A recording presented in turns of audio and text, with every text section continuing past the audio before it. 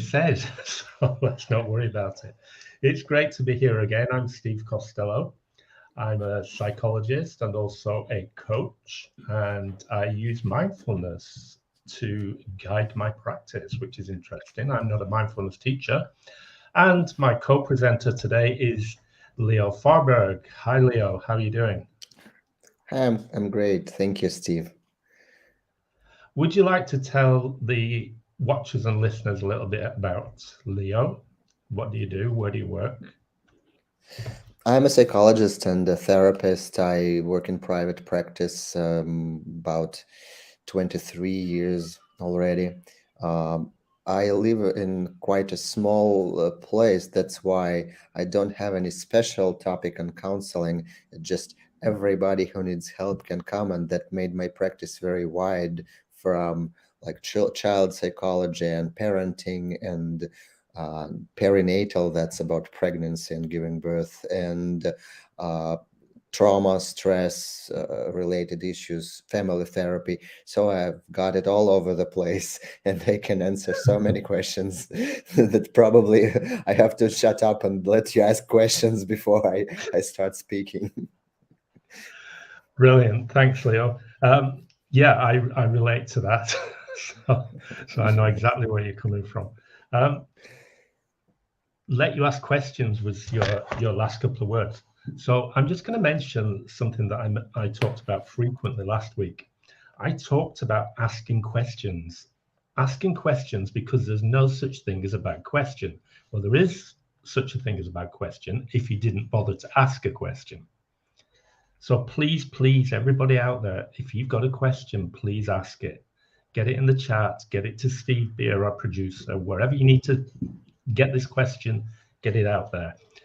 We'll put up some contact details on the screen in a little while as well. So if you want to contact us by email, by Facebook, by Telegram, by WhatsApp, whatever, you can send us messages there too. We will always accept your messages and we can guarantee that you will get a reply. So please, if you've got a question, don't fail to ask. But it's important. So here's a question. How can we deal with loss? Last week we talked about grief and loss. We didn't talk about only about grief and loss relating to bereavement and death, but we talked about the loss of a job, for example, or the loss of a partner and the grieving processes that go with that. We're not going to go into the grieving processes much today, although they probably will be mentioned. But how can we deal with loss? So I just want to hold that question for a moment and ask another. Is the loss of a job similar to the loss of a loved one? They don't sound the same, but what do you think, Leo?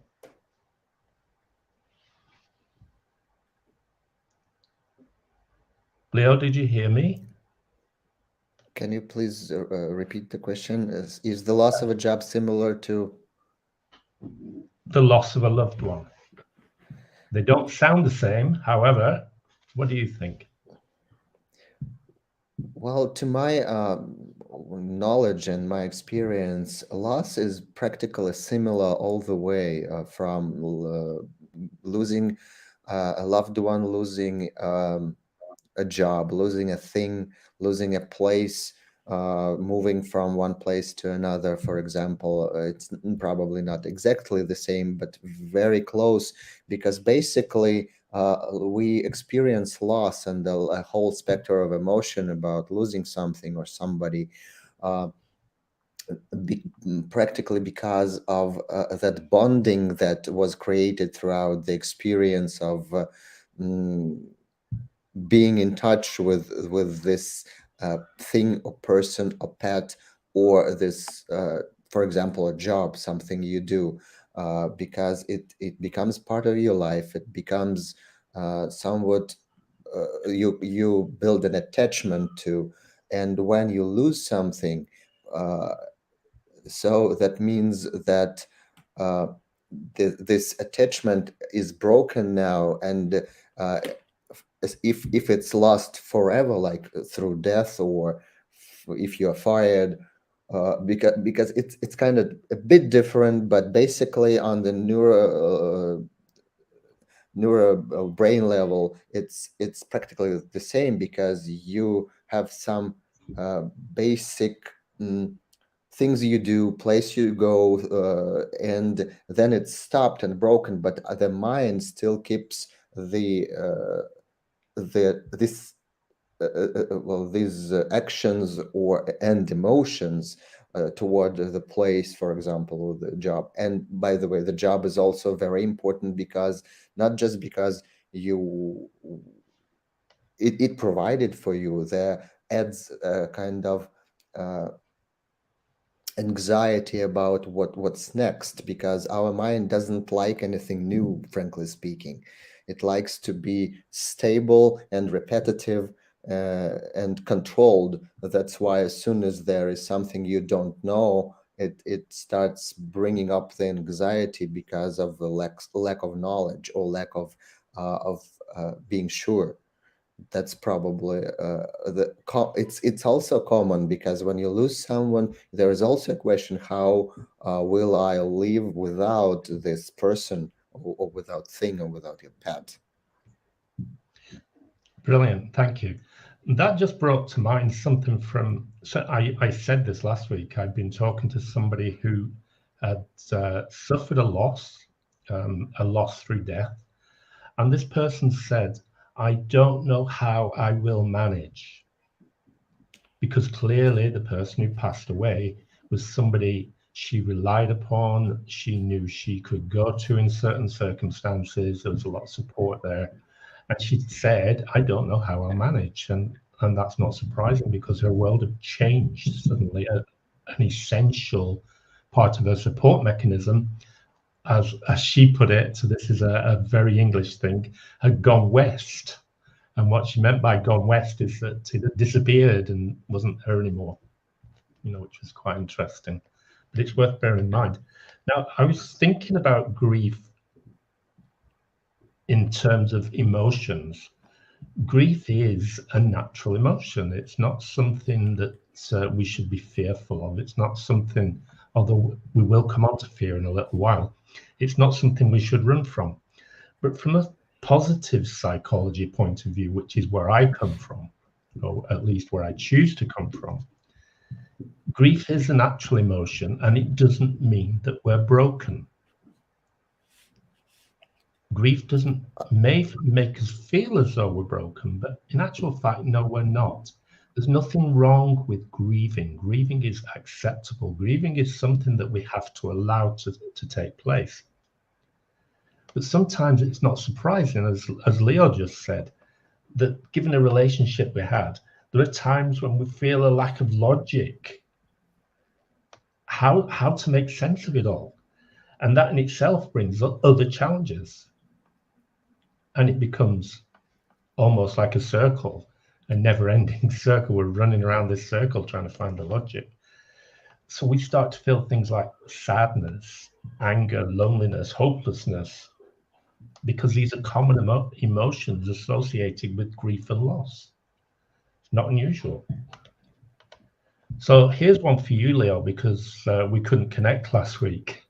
Somebody asked, how long does grief last? It depends, really. There is no any particular time span. The general idea is that it depends on how deeply, how intrinsically you were attached to this person, thing, or maybe an animal, because the main idea is that you have to. I completely agree what Steve, you just said about the fact that grief is a natural emotion. It's not just anger or sadness. It's a separate, I mean, a distinct emotion, which is very important for human and also non-human creatures. Some animals experience grief too, and it's of course, there are some concerning the length of the period of grief. There are some more or less discussed spans of time, for example, like it should be a year or 2 years, or in difficult or very emotionally intrinsic cases like a loss of a child or loss of a loved one, someone who is very, very dear and close to you, it may last much longer. And there are also some clinical criteria for prolonged grief or complicated grief. But basically, it's not that a year passes and you just cleared out. No, it's a non-linear process when in some periods of time you feel, very intense emotion, then there is then comes a short period of time, or maybe a longer period of time when something feels quite all right, and then suddenly you see something, or what is associated with someone you lost, and the feelings may come up as if anew. That makes the your grief very, very attached to the type of loss you had. Wonderful, thank you. And just following on, so picking out from what Leo's just been talking about, there isn't a set schedule. There just isn't. We can't say it's going to last for a month, 2 months, 6 months, 12 months, or whatever. And for some people, after 12 months, the grieving process of 12 months, it may feel like yesterday. It may feel that what happened was just yesterday. But for others, 12 months might seem like a lifetime ago. We're all different. I'm going to relate back once more, and I'm not going to apologize for this, but I'm going to relate back once more to positive psychology. So nobody's broken because it takes you 12 months, or because you're suffering severe grieving feelings and symptoms. It doesn't make you any weaker than somebody who deals with it in a month or 2 weeks. That's not what it's about. So what we need to do is find out what your strengths are, and let's look at your strengths and work on those. Because through the strengths, we can find ways of dealing with the grieving process. Now, we're not going to do that here today, but one of the things that Leo and I do is group coaching, what we call group coaching. It may involve some coaching, it may involve some therapy, but it works with people who have similar challenges. We're not going to put a brush over everybody and say we're all the same, because that's not the case. But we work with people who have similar challenges, and we work in small groups. And through those groups, we'll look at the theory, we'll look at the practice, and we'll look at how we can manage whatever it is that's happening in our lives. What sort of tools might we use? And I will be sharing one later. I don't know whether Leo's got one. I was going to drop that on him at the very end and see what happens, because I like that just for fun, of course, and he knows that. But there are things we can do through group coaching. So if you're interested, contact us and we'll tell you more about it. We can't really do that here and now. One of the things that's worth thinking about, and arguably this comes from psychology, it comes from mindfulness, absolutely, definitely, and it comes from a lot of writers over the last few years. And my favorite writer of all on this subject, that I've not even introduced yet, is a chap called Dr. Wayne Dyer. Wayne Dyer passed away a few years ago from leukemia, but he had some wonderful things to say about how we think, how we look at things. And by things, he means how we look at grief, how we look at an event that's happened in our life that has caused various emotions. So there's a whole host of things that come under things. So quite literally, if you study neuroscience, you'll see that words can change your brain. So in other words, what I'm thinking up here, if I keep thinking I'm a bad person, I'm a bad person, I'm a bad person, eventually my brain's going to start believing that, and the bad person I will be. Now, that's perhaps an extreme example, but it's just to give you a flavor of what I'm talking about. So, the words we speak to ourselves via that inner voice, we're all familiar with that inner voice, right? Or our inner critic, can play a very large part in all aspects of our lives. So, the things we say can affect many, many things, and they can definitely affect grief. I just want to give you an example of when I was between 11 and 12 years old. I can't remember exactly, around about that age. So we had woodwork lessons at school. The woodwork teacher was a very cool guy, and I thought he was great. And then one day we were making something really simple out of wood, and he looked at my efforts and said, "You've made a pig's ear of that, boy." And what he meant was that wasn't very good. What I'd made was, it wasn't right. The measurements were wrong. And I don't know why, but that's the way it was. And what happened from that day forward is that I started to tell myself that I was not good at woodwork. And I told myself that frequently. Every time we went to a woodwork lesson, I couldn't quite get it right. I'm not very good at this. I'm not very good at this. I'm not very good at this. Until 3 years later, when I had an option to choose woodwork or not, I decided, no, I'm not going to choose woodwork. I'm not good at it. Why bother? Life went on. I carried on believing well into my adulthood that woodwork was just not one of my superpowers. Until one day I needed to make something. And I was determined to make this thing. It was a thing for the house. And I got on with it and I made it. And I was proud of it. And it looked good and it worked. And it's actually a very big wardrobe at the end of a room in the house where I live today. So the thing that I wasn't good at woodwork was disproved. And now I feel much more comfortable. I'm not a fantastic carpenter. I'm never going to be a master carpenter, but I'm not bad at woodwork. You get the point. So That's a great story, Steve. Thank you. But how does that relate to grief and loss? So how did I relate that? How did I? It's about the way we think. And thinking is based on our experiences, my experience in woodwork, for example. So relating to grief and loss. Leo, would you like to give your view on that?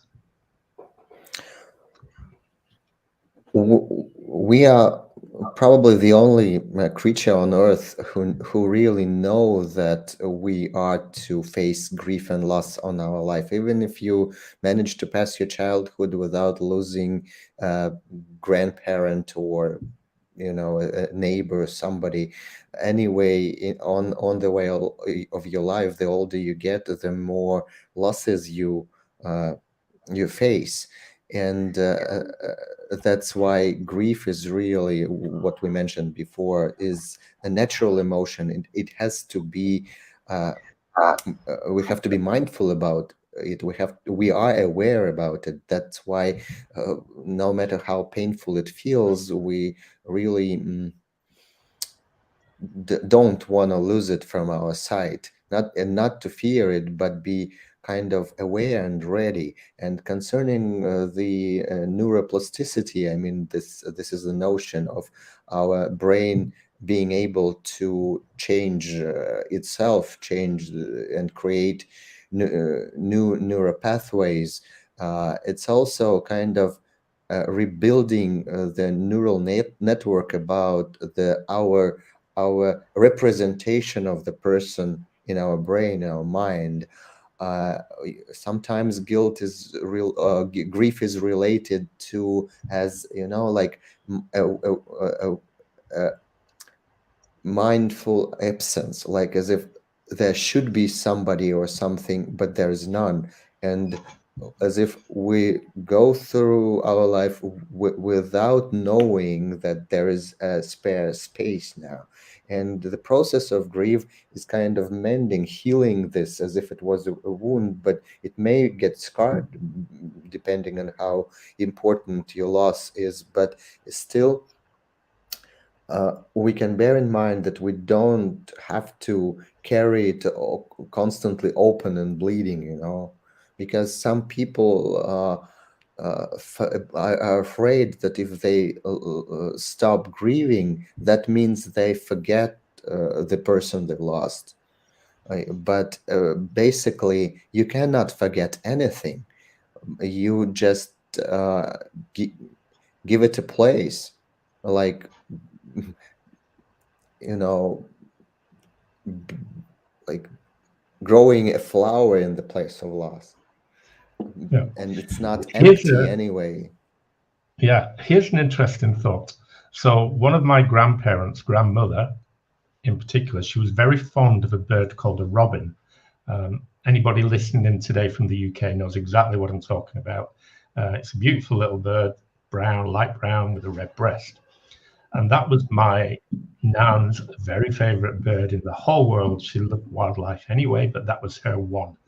So now, every time I hear or see a robin, what happens? I'm reminded every time. And it's wonderful and it's positive and it feels nice. So we've all got that ability, not like Leo said, we don't forget.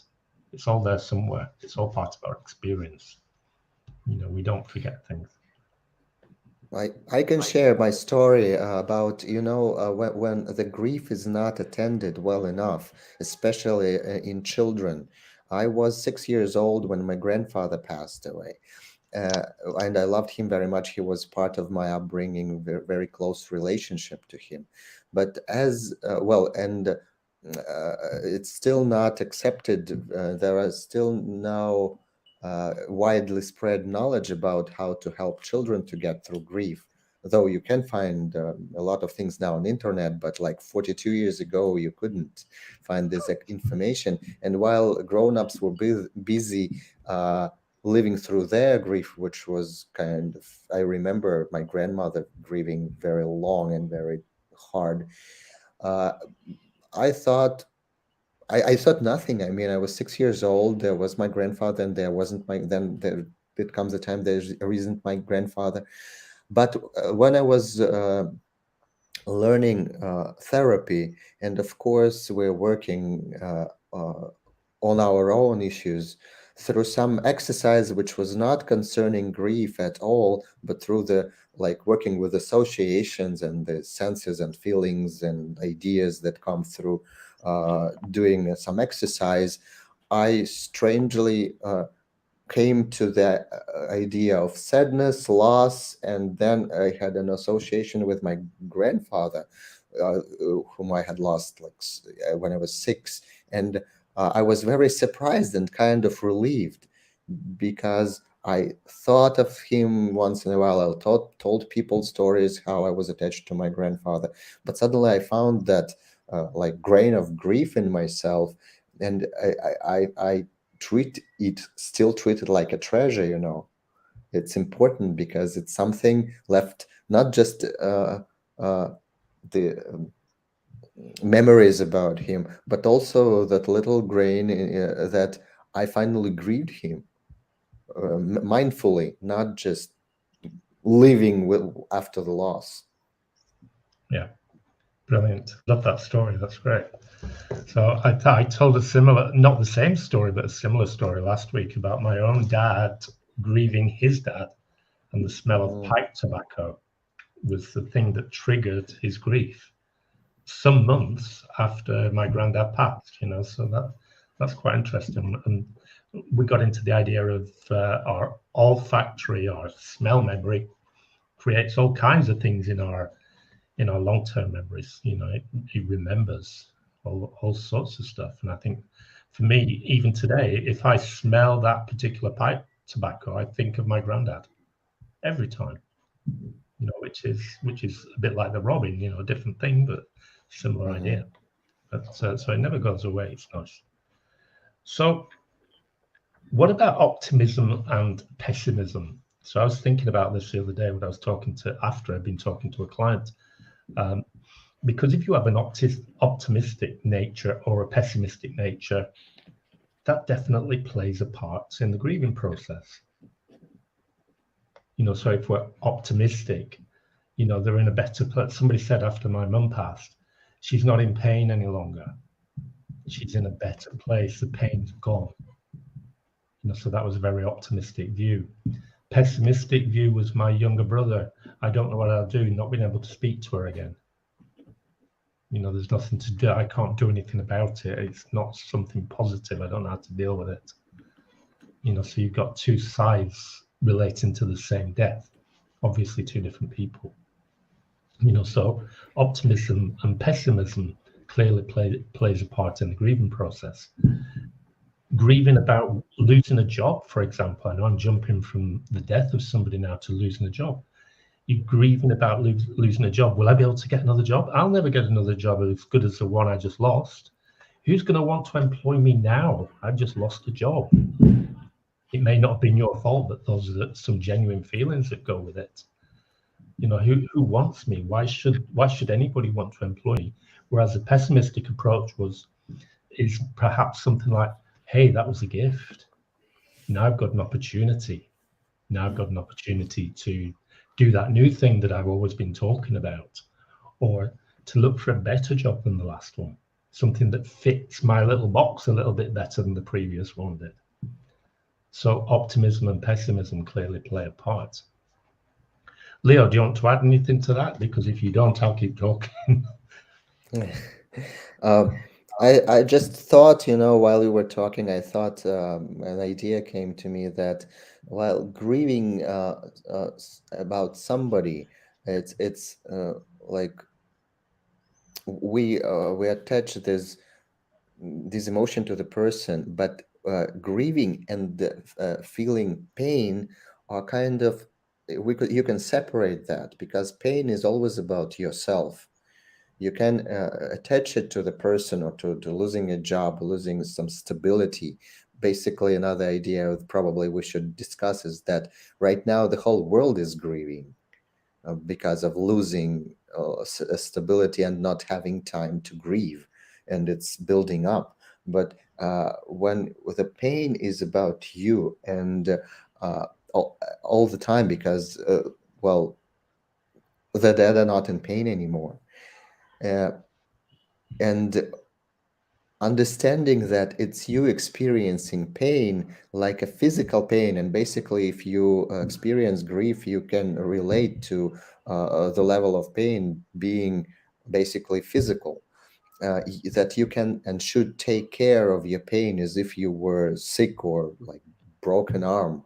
It's the psyche has the same mechanism about wounding and healing, breaking up and getting together, might be in a different way, but still the natural way of things is healing, is making up, not making it the way it was, but still making up in some other way, assembling itself, making it whole. That's why we're all more and more talking about wholeness, holistic healing. And pain is something you definitely can deal with, and take care of, and should.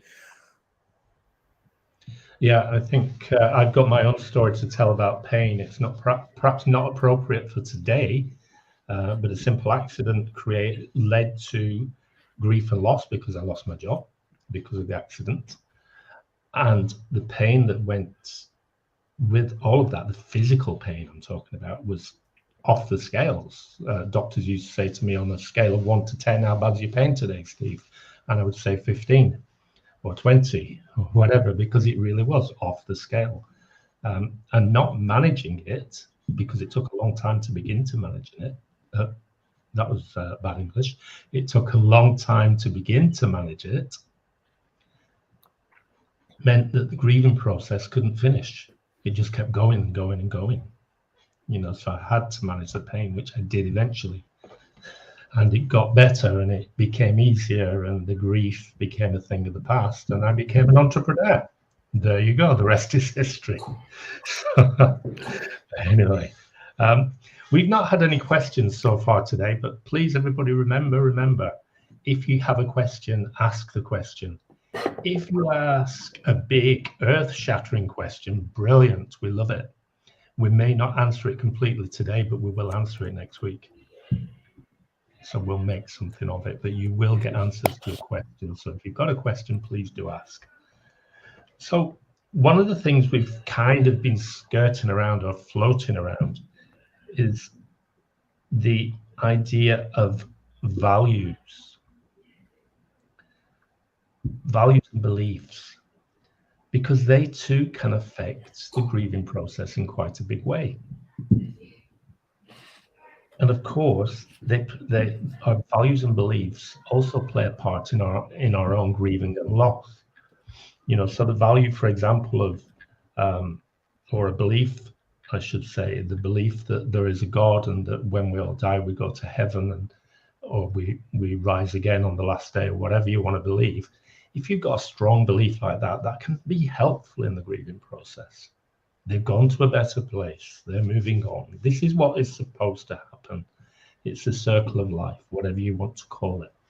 So that can be a positive experience from that point of view. But what about somebody who believes in nothing? When we're gone, we're gone. Is that harder to manage? Is it harder to grieve, or do you grieve more because you don't really know where your loved one went, where they disappeared to? That's getting quite philosophical in some ways, but what do you think, Leo? I don't really have any data, if there is any special data. Maybe there is how not having any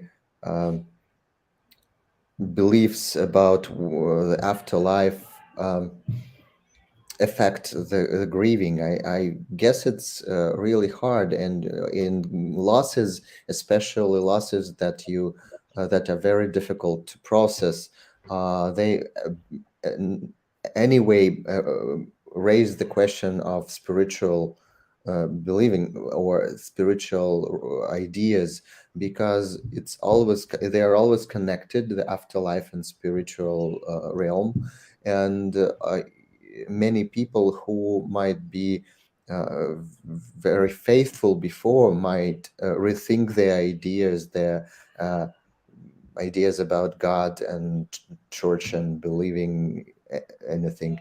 Those who have been atheists or didn't just thought that life ends and that's all, they also raise the question. They do talk about it. And probably it's also the moment of instability where you can really reevaluate your values, if I may say so. I was raised as an atheist, but throughout my life, so many things happened, and later so much information came in that I chose chose consciously what I am like, what I choose to believe in. As soon as you are stable in your ideas, it's easier to attach them to the process you're going through. Yeah, I was thinking about culture also, culture and belief system that comes from culture. So there are some cultures I can think of in the UK that follow, for example, let's think about the Muslim faith, the Muslim way. So they believe that they go to heaven, and so on, very much like Christians believe that they go to heaven, and in heaven there is a God and they walk with God. And that's something they believe very strongly, which is fantastic. That helps in all kinds of ways as well. So it's a very positive thing. But I found in my early years, part of my culture was Roman Catholic, and it was, you shall go to church. And my little brain was saying, but why, but why, but why? And I didn't really get a great explanation.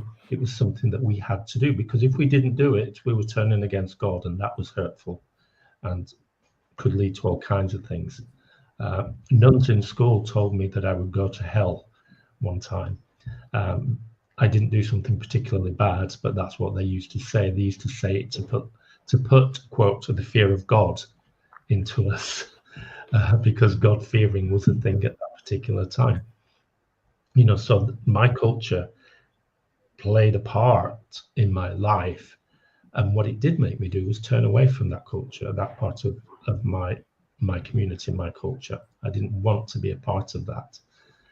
So that also affects things. There was a grieving process in that as well, because my mother was very unhappy with the fact that I walked away from the Catholic Church. So you kind of grieving, she was kind of grieving on my behalf, and she prayed for me, and she was worried about me. Several people prayed for me that I'm aware of, and is all that part of the grieving process? That's something worth thinking a bit about.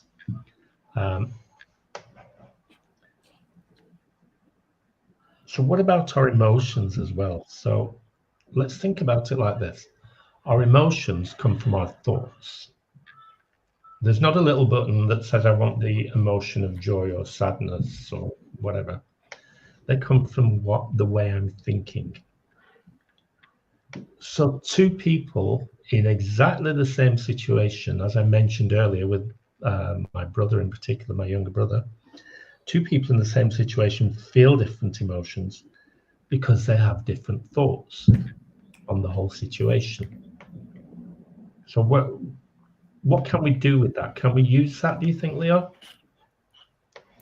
I think emotions are a more complicated issue, and it really depends on the personality and the experience and the type of attachment a person had to someone or something lost. Again, the spiritual values, it all depends, and it's very unique to every person. And even concerning one and the same loss, different people involved in the same situation do grieve differently. Like the parents who've lost the same child grieve in a different pace, different manner, uh, and they both grieve, but they are not never synchronized. That may bring a lot of problems within the couple, for example, because everyone is looking at each other and think you grieve it wrong, and that brings an issue of up to breaking up. So mm, we cannot. It's probably not even useful to compare, but it's very useful to discuss. It's very useful to be open about it with the people who are concerned, or just your close friends or someone, anybody who you are close to.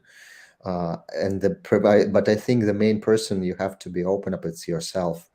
You have to be open to yourself, not trying to conceal things or try to not notice or whatever. You have to accept grief. I mean, being open up to accept, if I can say so. Yeah, I think so. Yeah, brilliant. There is a question in from Philip who asks, can grief change you? Definitely. Definitely. I've got a lot of positive examples floating around in my head right now. But I suppose it can work. If it can be positive, it can work the other way as well, because as I've been saying, this whole idea of thinking, the way we think about things, what we think about can change a lot of things. So grief can change you if you look upon it as, well, actually it's positive because that person is now in a better place. I'm sorry to keep using that example, but it's short and sweet. So if that person is in a better place, my grief feels a little bit better. It feels a little bit lighter, perhaps. I feel a little bit joyful. I might be able to reflect on the person's life. I've been reflecting on my mum's life just recently, which is a natural thing to do. And I've been reflecting on some highly amusing stuff as well, that some of it I can share, some of it I won't. But it's very funny. So that's all positive. So grief can change you. It can lighten your mood. It can make you feel better about things. It can bring things together. It can perhaps even help you to reassess where you've been living your life through the lessons that you learned from the person who passed away. So from that point of view, grief can change you. I think, So what can I? I would say just count on grief to change you. It's probably something wrong if it doesn't change you, because yeah, it's a process that makes you feel things differently, and it's growing. It makes you more mature. It probably the many losses you uh, experience, the more strength you get, probably. But you have to really be uh, emerged. I mean, not uh, conquered by grief, but uh, letting yourself mindfully go through it. And that's the great way to evolve. yeah. Brilliant. Another question: how can I cope with my loss? The loss, in particular, being somebody's wife called Tina. I don't know where that came from exactly, but how can I cope with my loss? I mentioned at the very beginning of today's show that there are some practical things we can do. There are some exercises. I'm going to share one before we finish today, that help just to clarify things in your mind, to in some ways lighten the load and keep you grounded and centered. Because as mindfulness tells us, everything that happens right here, right now, in this moment. It's happened, yes, stuff that's happened yesterday was yesterday. This moment matters most. So the things that help us get into the moment, being in the moment helps us cope with a great many things, a great many challenges. So that's something we can consider in a moment. Um, what do you think, Leo? What can we do to cope with loss? What practical things can we try? Well, as I said, I mean, very practical. I can share some tools. It's just they're just tools. I mean, really the tools.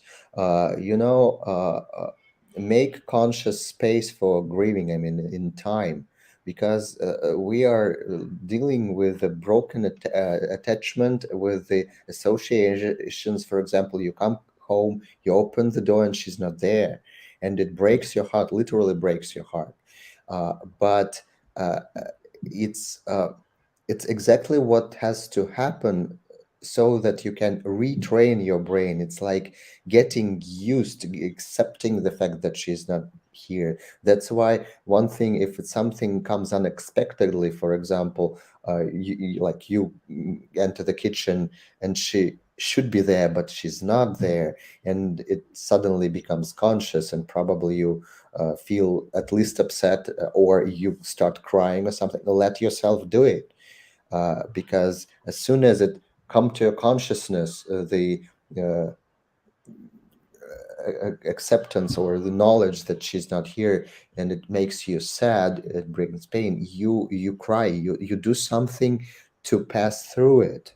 If like you pick up the phone and think that I'll call her and ask her whether I should buy like potatoes or not.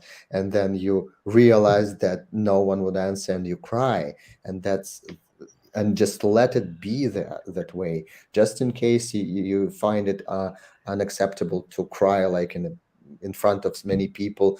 Just okay, take it with you, take it, go somewhere, but then let yourself go through the feelings. It's not necessarily crying, but it's always crying. So like also you can make it a planned mm,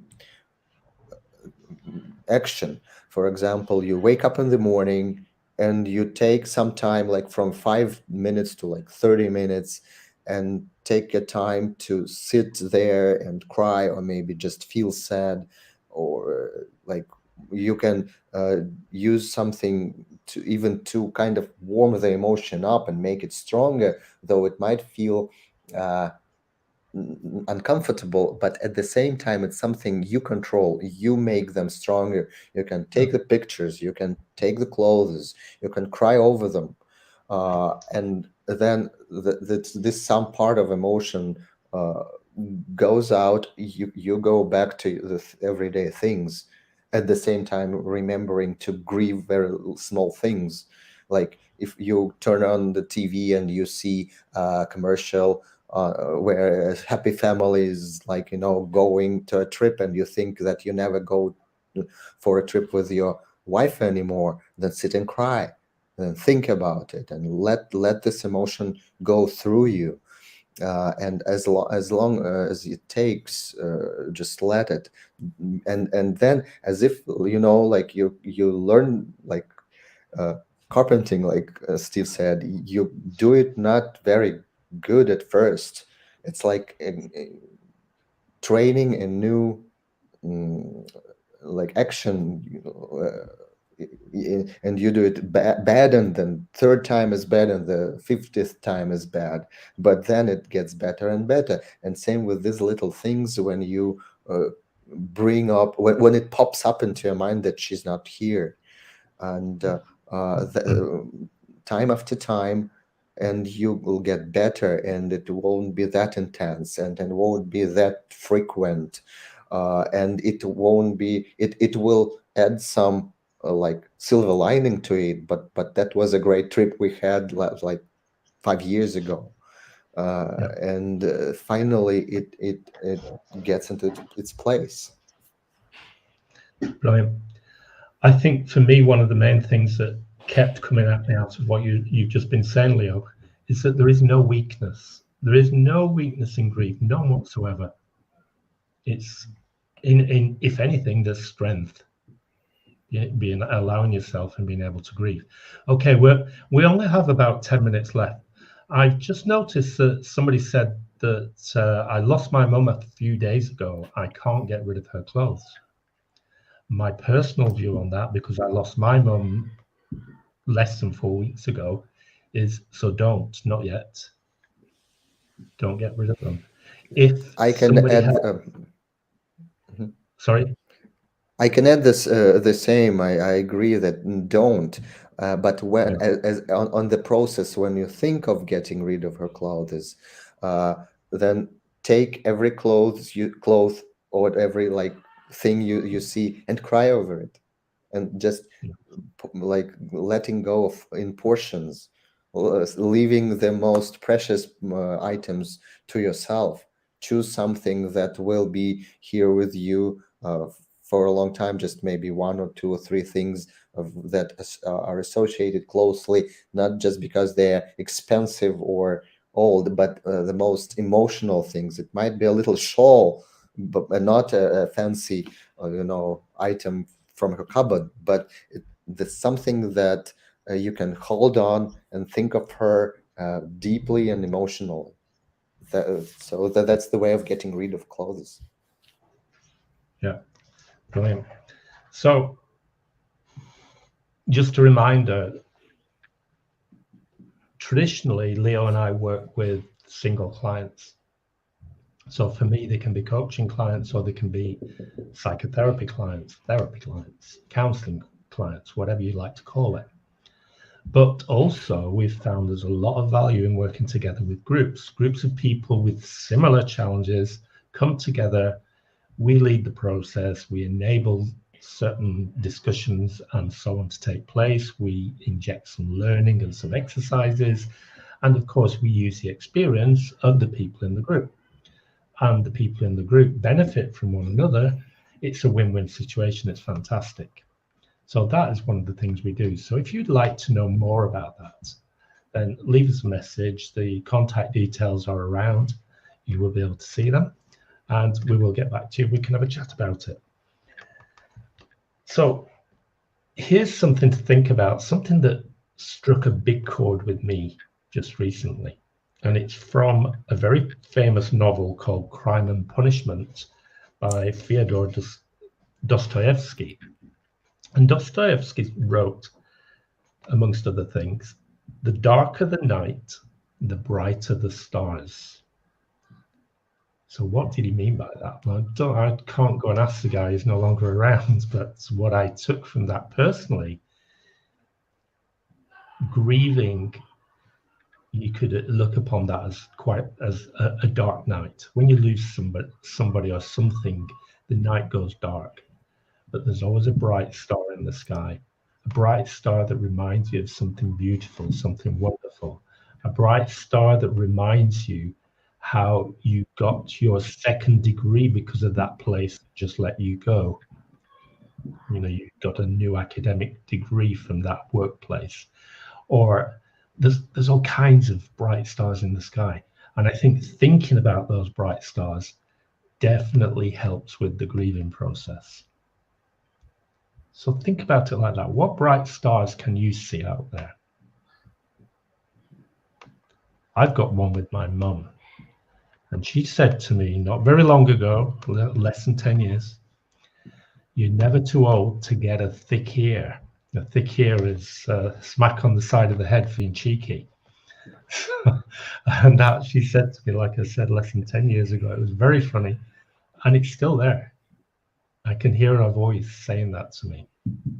So that's one of my bright stars, because I was being cheeky with her at the time and she was being cheeky with me, and it was good. It's what we positive banter. So think about that. The darker the night, the brighter the stars. Just think about those positive, bright stars. And if we can train our minds to look for the positives, our minds begin to do so naturally after a time. Yes, things come up. Yes, sometimes we think about the dark stuff. But still, we think the positives. We'll find the positives. We're more likely to find them if we can find ways to think them. So what are the happy memories? Now, I'm really acutely aware of two things. First of all, I said I was going to share an exercise, so I'm going to try and do that in a minute, but I'm a little bit worried about time.